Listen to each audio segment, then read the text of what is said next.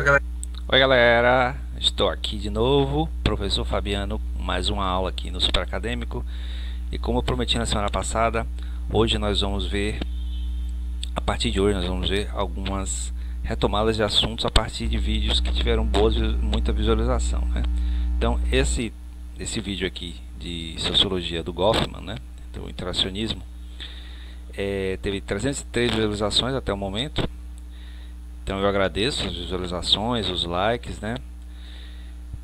Comentários e perguntas, teve poucos também, mas eu queria retomar a temática a partir do que eu mesmo falei, né? Já que gerou tanto interesse. Só para dar uma iniciada, né? Lembrem, é claro, de se inscrever no canal, né? Dar o like, aquele esquema todo, para que o canal possa continuar sobrevivendo aí e eu produzindo o máximo de conteúdo para vocês. Esse aqui é o Erving Goffman, certo? Pensador norte-americano, canadense na verdade, estava lendo aqui, e que trouxe muitas contribuições interessantes para o modo de ver como o indivíduo se comporta, né, está presente na sociedade. E aqui está a outra obra dele que eu menciono no vídeo, que é o Estigma, né? Mas eu trabalho muito com o livro As Representações do Eu na Vida Cotidiana, que é o livro que eu mesmo usei no mestrado. Então vamos lá, vamos ouvir o que eu disse e daí fazer algum comentário a mais, tentando desdobrar, né, desenvolver mais a partir do interesse de vocês. Galera, sejam bem-vindos de volta aqui ao Super Acadêmico, com o professor Fabiano. Nós tivemos aí uns lançamentos da semana de... Bom, aí não tem tanto interesse, porque a parte introdutória realmente é bem interessante, que eu sempre falo as mesmas coisas no começo do vídeo, mas é muito pensando nas pessoas que estão começando agora. Eu vou falar sobre essa obra aqui do Erving Goffman, na área de sociologia, antropologia também, mas mais sociologia. Eu gosto muito dessa capa, né, do livro do Representações do Eu. As capas novas são diferentes, porque traz muito a ideia de que quando o indivíduo, né, o sujeito presente na sociedade, ele meio que se apresenta como uma peça dele mesmo, né? A ideia de frame, né? De moldura, ele se moldura na representação de si, né? A representação de como a pessoa se apresenta na sociedade. Por isso, assim, eu me lembro que desde que eu comprei e li esse livro para o meu mestrado, eu lembro que eu achei muito interessante essa ideia de que nós nos apresentamos na sociedade a partir de uma moldura daquilo que é esperado, como se fosse uma espécie de obra de arte. O que, de certo modo, ao meu ver, tem uma ligação com o que eu pesquiso hoje, né, sobre o cuidado de si como uma espécie de expressão estética de si mesmo, não sendo assim uma espécie de expressão falsa, né, como se fosse uma construção, mas é muito mais aquilo que você pretende que seja visto de você em sociedade. A maioria das pessoas, é claro, não mostra basicamente o que é mesmo, né? Mas mesmo que você esconda o que você seja e tente mostrar outra coisa, os diversos ambientes, né, diversas conjunturas em que você se apresenta na sociedade acabam revelando mais de você mesmo. Vamos lá. Que é a representação do eu na vida cotidiana. Esse livro eu gosto muito dele. Eu trabalhei com ele no meu mestrado há 20 anos atrás, né? E é bem interessante porque ele é assim, como um dos autores expoentes do chamado interacionismo simbólico, que é uma área da sociologia que também afeta a comunicação, e ele traz, né, essa ideia de que quando você está em sociedade, né, quando você está em uma coletividade, a sua expressão pessoal, né, que ele chama de self, né, ele usa o termo em inglês é self, a expressão do eu. O título original eu queria comentar nesse momento a questão do interacionismo simbólico, né? Eu não desenvolvo aí nessa primeira aula, mas o interacionismo é uma linha de pensamento da sociologia, né, da ciência social, que é prioritariamente americana, né, de língua inglesa, e tem uma presença muito grande porque ela tenta superar, por um lado, o funcionalismo, né, desde que a obra do Emile Durkheim foi meio que transposta para o pensamento americano através do funcionalismo, o funcionalismo diz que os sujeitos, os indivíduos, eles estão dentro de um sistema, né, funcional, que é a sociedade, e que esse sistema é que vai ditar o comportamento do indivíduo, né, do sujeito, que é bem seguindo a linha do Emile Durkheim, de que as representações sociais meio que ditam as representações individuais. E assim, por consequência, não haveria muita muita mobilidade, né, muita flexibilidade em relação aos comportamentos. E aí os comportamentos que não se encaixam no sistema levariam ao desvio, né? A ideia de desvio, que é descendente da ideia de patologia social lá do Emile Durkheim. Então você vê que a sociologia francesa, né, com o Emile Durkheim, influencia a americana através do funcionalismo, só que o funcionalismo ele é mais sistemático no sentido de ser influente, inclusive nos sistemas governamentais, na instalação de programas de ajuste, certo? Então toda a mentalidade de ajustar o sistema, o funcionamento do sistema, a partir da conduta dos indivíduos, né, da condução da conduta dos indivíduos, está presente nesse pensamento. O interacionismo, quando surge, né, é meio que uma resposta ao funcionalismo. Então ele não nega totalmente a ideia do sistema impondo nos indivíduos os comportamentos, mas fala que são os indivíduos, né, que prioritariamente desenvolvem esses comportamentos. São esses indivíduos que, ao moldarem as suas condutas a partir do que o sistema apresenta, estão criando, de certo modo, aquela expressão do eu, que é o que o Goffman vai trabalhar. No interacionismo tem outros nomes além do Goffman, né? Um dos mais conhecidos é o Mead, Herbert Mead, acho que é Herbert Mead, e tem mais outros, né? Eles se concentraram muito na chamada Escola de Chicago. E o aprofundamento, né, das raízes do interacionismo estão presentes, como eu falei aí agora, na comunicação, porque muito do que se entende, né, do que se usa em teoria da comunicação está ligado ao modo como se entende a relação entre os indivíduos dentro da sociedade, né? Então por isso essa influência tão grande que eu não desenvolvi tanto aí. Presentations of Self. The presentation of self in everyday life. Apresentação do eu na vida cotidiana, né? E aí esse eu se apresenta na coletividade, ele é um eu construído, né, pela interação com o outro e a partir da compreensão e da expectativa desse conjunto de outros que compõem a coletividade na qual se está atuando. É por isso que aqui é bem interessante a capa, né? Mostra um personagem refletindo a partir de um quadro, de um espelho, e ele usa muito a metáfora do teatro, né? Eu queria chamar a atenção dessa questão da metáfora do teatro que eu menciono aí, porque muitas pessoas, muitos pensadores de outras linhas da sociologia e da antropologia não concordam com esse uso da metáfora do teatro, porque não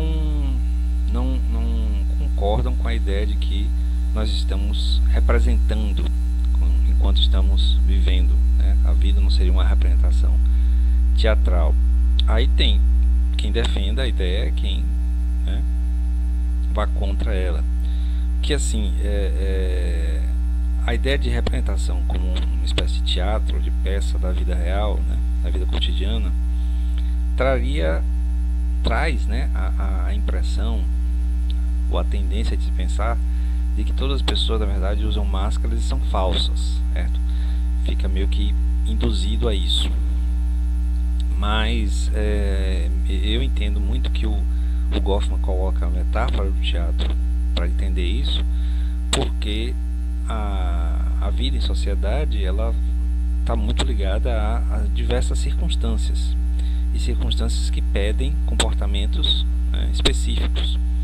Tanto que, né, quando a gente se incomoda com o comportamento de uma pessoa em público, seria justamente a quebra um pouco desse acordo, digamos assim, de representação.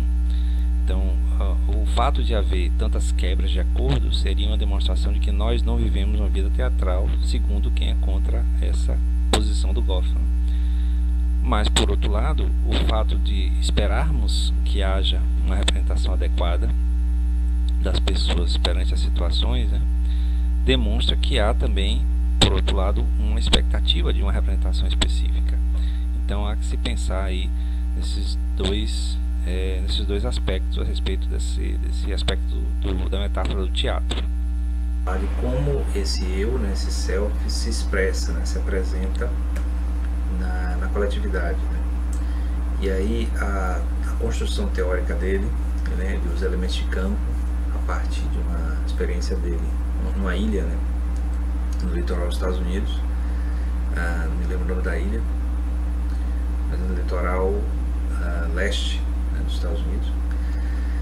E aí ele constrói a ideia de que em qualquer sociedade, né, aparentemente é uma coisa razoável, aquilo que se espera de um indivíduo atuando, né, o termo atuando em sociedade é o que é aquilo que é expresso, né? E quando se desvia disso aí, causa um certo desconforto, né? Uma espécie de vergonha. É interessante que, como eu falei, o interacionismo surge como uma resposta, né, uma crítica ao funcionalismo, mas de certo modo continua muitos aspectos, né? Então, se no funcionalismo se prezava essa questão da interpretação, né, do desvio e das instituições como sendo elementos corretivos dos desvios, né, no sentido macro. Então, um exemplo assim, bem claro: se alguém comete um crime dentro de uma sociedade, ou que é considerado um crime, a instituição policial, prisional, judiciária vai pegar e punir aquela pessoa para corrigir o comportamento dela, certo? Então, o desvio é corrigido pela instituição que funciona, que faz o funcionamento da sociedade. E no interacionismo, né, o raciocínio, esse raciocínio básico, ele não vai depender, né, ele não vai ficar dependente da ação das instituições, mas muito mais dos próprios indivíduos que, diante da situação da vergonha, como eu acabei de mencionar aí, né, da quebra do decoro no ambiente, né, no ambiente coletivo, vai fazer com que o comportamento, a princípio desviante, mude, né, seja aos poucos corrigido naquela conduta, né. Tem outra aula que eu falo sobre vergonha e decoro, né, no outro livro, seguindo essa mesma linha, e que eu falo, né, que os nossos comportamentos tendem a ser conduzidos muito por esse sentimento da vergonha diante de algo que aconteceu. Então, às vezes, sem a pretensão de cometer um erro, a gente comete e que causa vergonha, e aí a gente fica atento a respeito do erro cometido, né? Então é bem interessante isso. Outro aspecto que eu queria chamar a atenção também é do uso do self, né, do termo self, que acaba sendo muito utilizado também em estudos da psicologia e da psicologia social, né, que pode confundir em português do uso do termo eu. Então, self muitas vezes não significa tanto eu no sentido de ego, mas talvez no sentido de uma construção, uma constituição de compreensão de si mesmo, certo? Então, talvez, não sei se causar confusão ou evitar confusão dessa questão de traduzir self por eu, porque não tem, na verdade, uma tradução para a expressão em inglês self para português. Então a gente traduz como eu, mas é problemático porque é mais do que isso, né? Em inglês você tem self, tem I, tem me. Em português a gente só tem eu para traduzir. certo? Então para vocês que se estão assim revendo ou pensando a respeito disso aí, quem é da área de psicologia social, pode refletir nesse aspecto sobre essa questão do self. Ou quebra de decoro. Tanto que as outras pesquisas interrelacionadas com essas noções que ele elabora sempre falam muito da vergonha e do decoro como sendo aquilo que no meio social se faz para que não se tenha de lidar com essa perda da representação esperada, né, da atuação esperada de cada indivíduo perante a sociedade. Então, a cada situação social que o indivíduo se encontra, ele vai atuar de acordo com o esperado. Quando ele não atua, gerando uma situação de desconforto, de vergonha, né,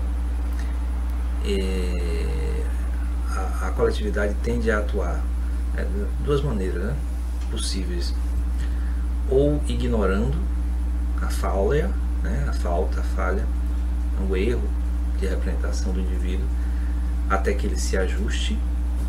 Daí, por exemplo, elas estão numa situação em que estão todos em silêncio, por exemplo, talvez um funeral, aí alguém, sei lá, não familiarizado com a situação, sei lá, conta uma piada, dá uma risada, né, faz alguma coisa que não é o esperado naquela situação. Aí a tendência das pessoas é ignorar até que aquela pessoa se ajuste, né, supondo que aquela falha, né, foi momentânea, que ele vai se ajustar. Mas quando se insiste no erro, né, que é a tendência, quando não se conhece a situação ou se ignora por alguma razão, ou até tem distúrbios, né?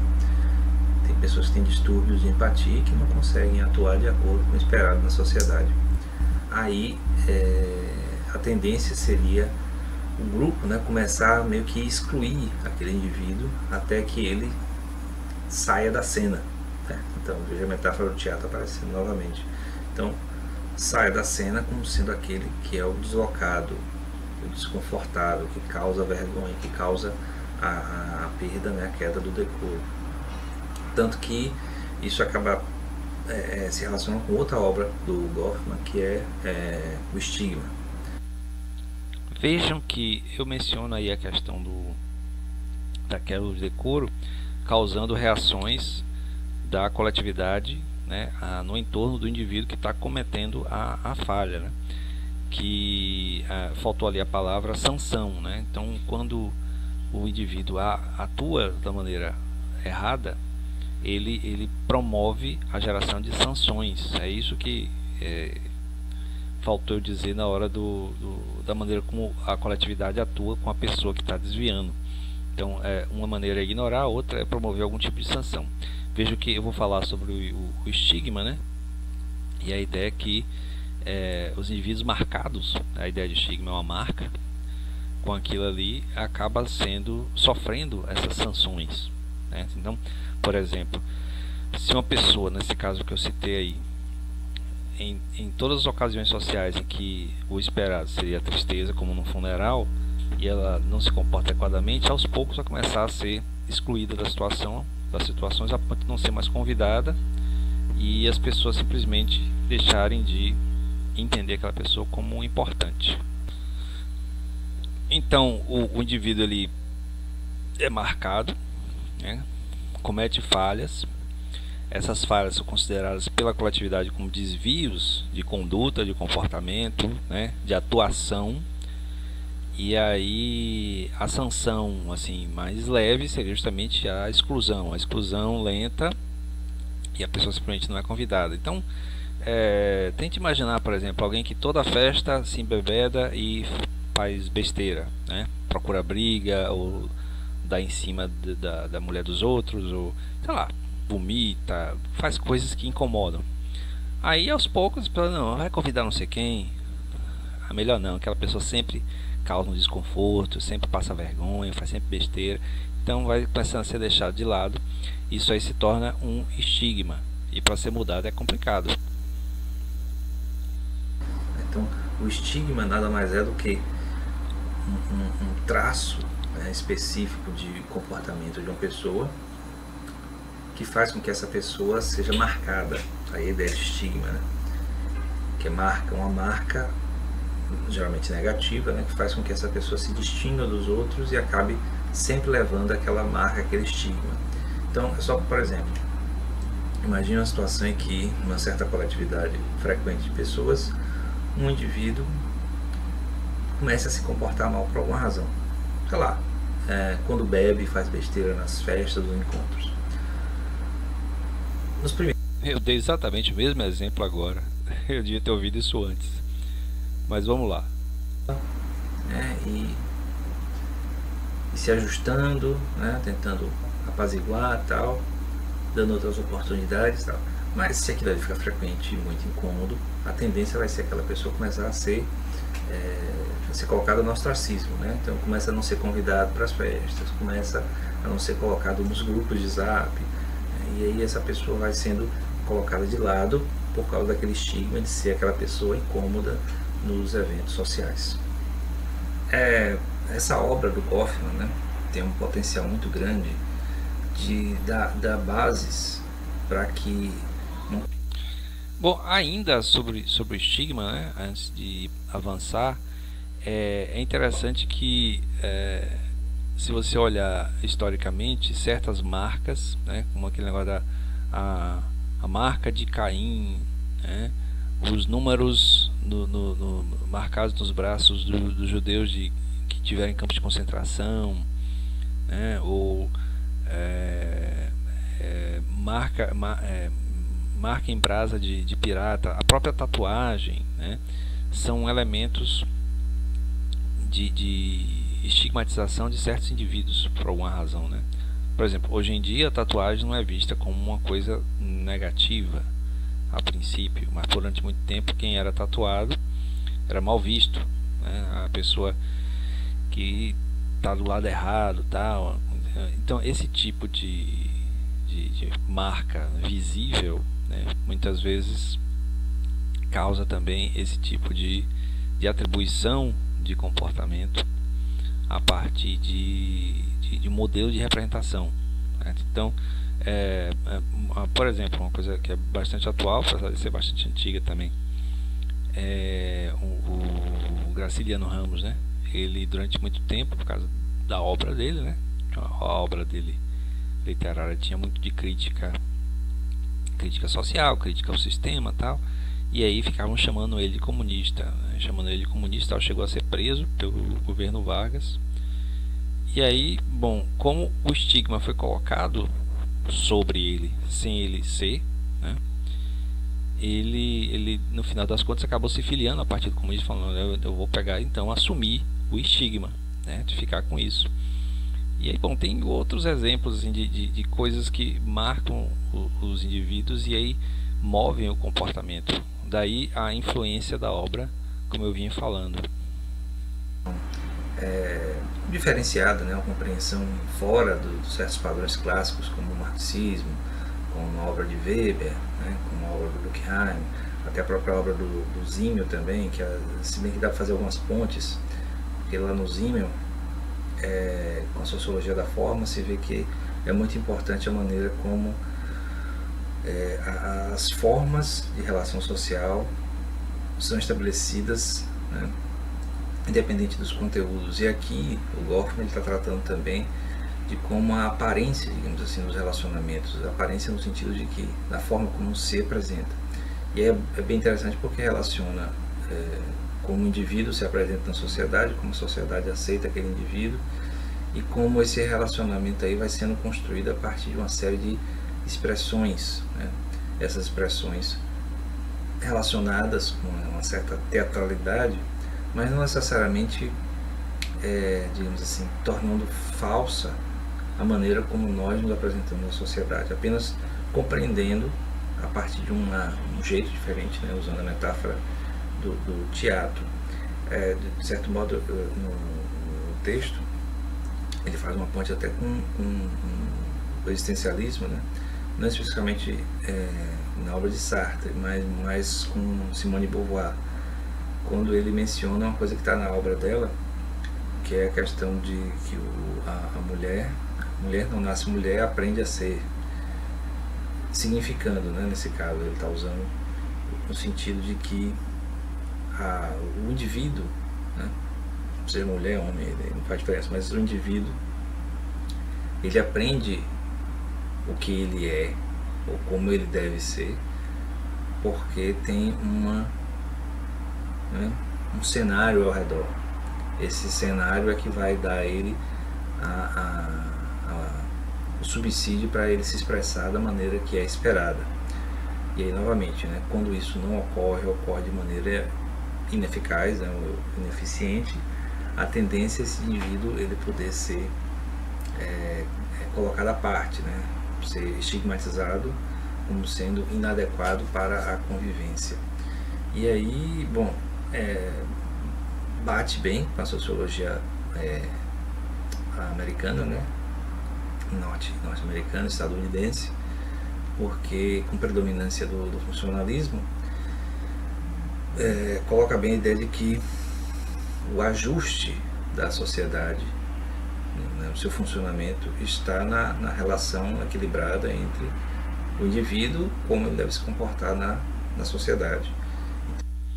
É engraçado que, ouvindo novamente falando sobre essa relação com o funcionalismo e com as grandes teorias da sociologia, eu lembro que eu sempre pensei assim: as grandes teorias, né, estruturantes nas ciências sociais tendem a ver o macro da instituição e deixar de lado, de certo modo, o indivíduo. O que, assim, é só uma percepção que eu tinha a respeito disso.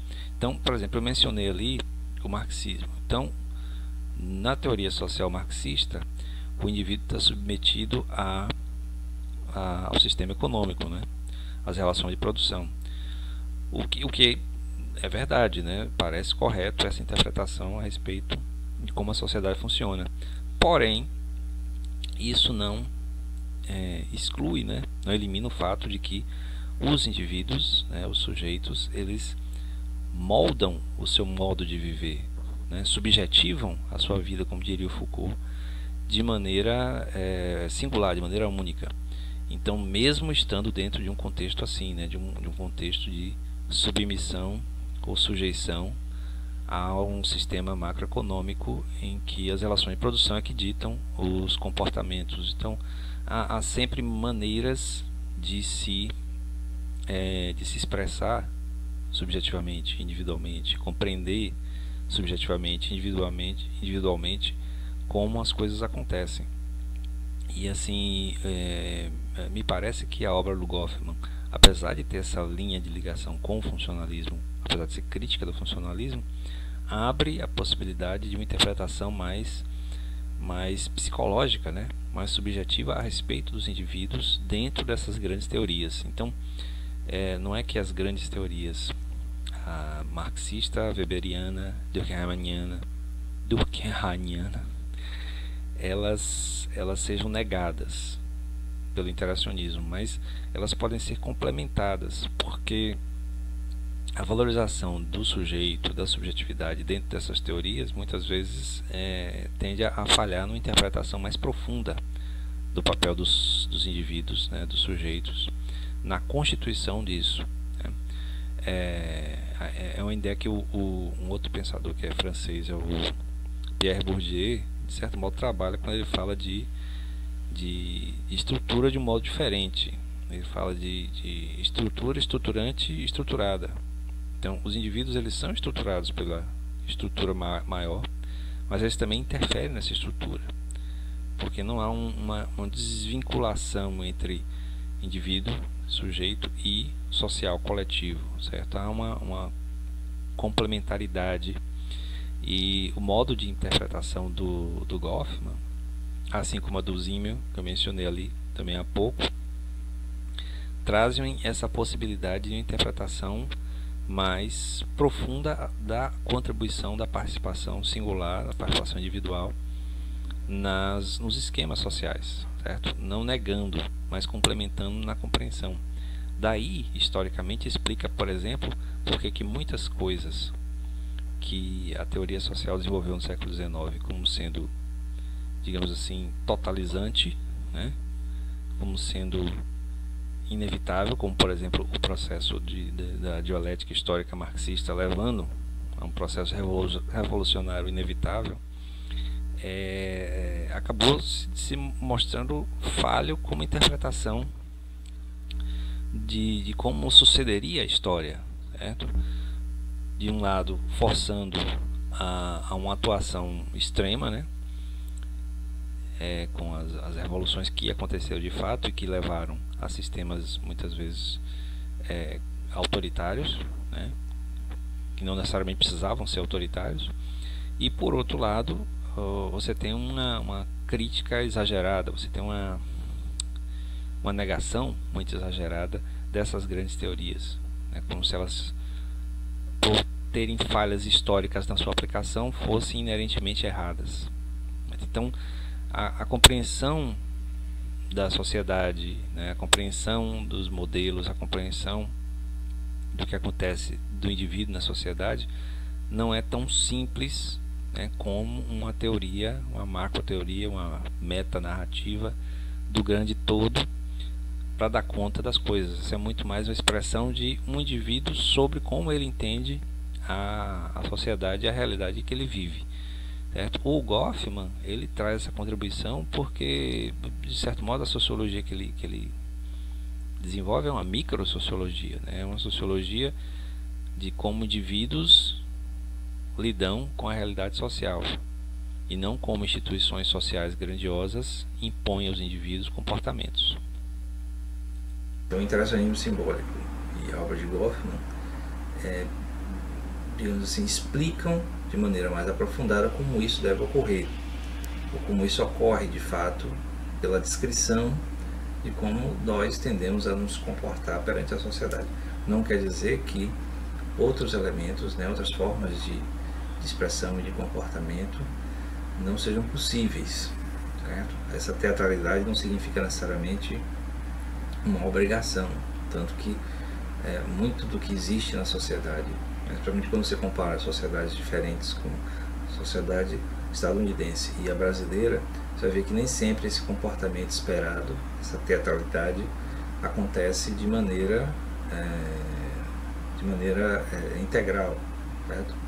Muitas vezes ela ou não acontece, né, acontecendo conflitos, distúrbios, né, ou ela simplesmente passa a ser parte do cenário, né? Então, por exemplo, um choque entre culturas relacionado com isso é a maneira como muitas vezes pessoas de fora do Brasil, né, não entendem certos comportamentos brasileiros, comportamentos que seriam desviantes ou seriam indecorosos, né, vergonhosos para essas pessoas, para a gente não é, né? Então a gente aceita, mas você vê que o cenário sociocultural é que acaba moldando, de certo modo, os comportamentos individuais. Moldando não no sentido de impor, não é um determinismo puro, mas ele tende a influenciar bastante, certo? Tanto que, por mais que se negue um certo determinismo ou influência do meio social sobre o indivíduo, o nosso comportamento, né, individual, ele é um reflexo. Por isso na capa tem um espelho, né, frame, uma moldura na qual a gente se enquadra. A gente tende a refletir isso aí, né?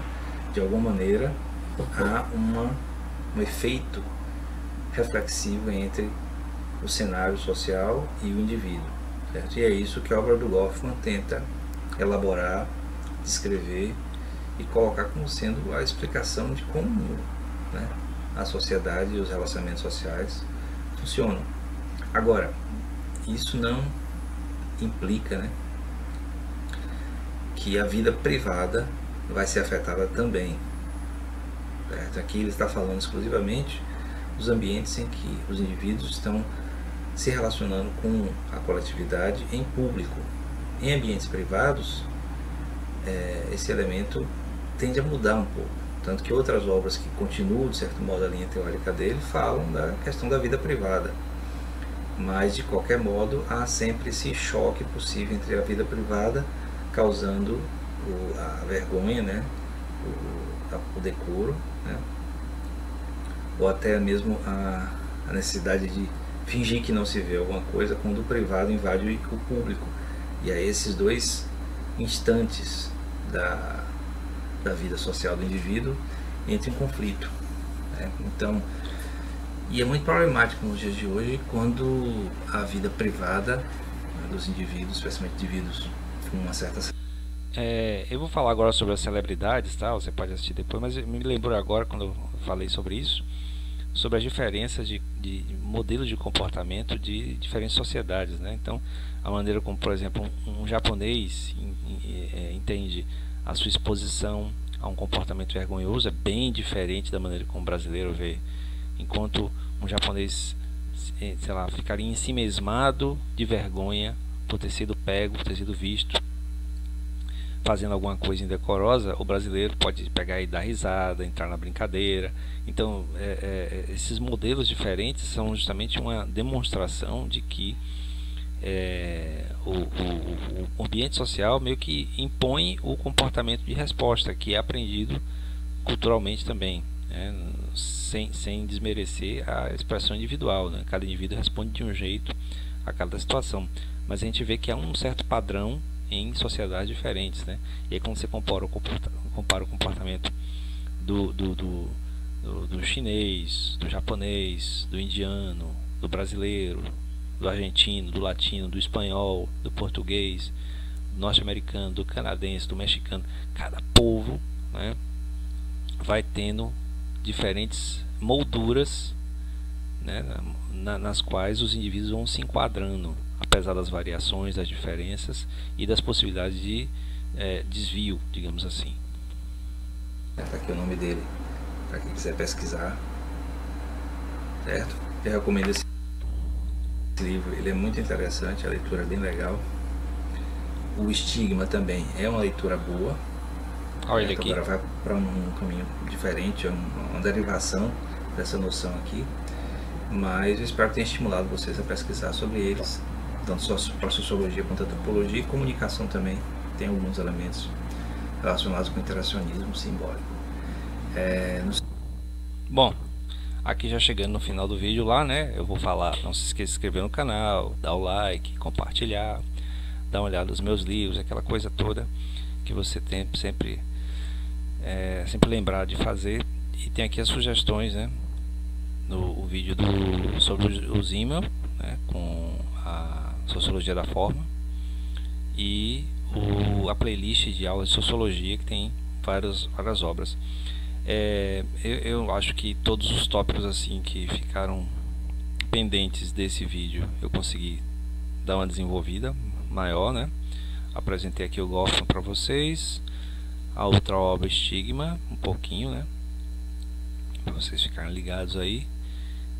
No próximo vídeo eu vou retornar a um vídeo também que foi muito bem visualizado, falando da obra de Marx, né? Influência de Marx ao longo do século XX, agora no XXI, e tentar trazer o máximo possível de elementos conceituais para ajudar você a compreender melhor isso aí. Eu espero que essa aula tenha ajudado você a reforçar algumas coisas que ficaram talvez pendentes da obra do Goffman, né? O relacionamento do interacionismo com o funcionalismo, com as grandes teorias, essa ligação também do interacionismo do Goffman com a psicologia social, né? Os conceitos fundamentais e o formato de exemplificação, né? de formulação de situações que ajudem a entender o que ele está falando, né? Quando fala de representação, de self, de eu, de estigma e de como os indivíduos se comportam perante a sociedade, certo? Então, até o próximo vídeo. Valeu!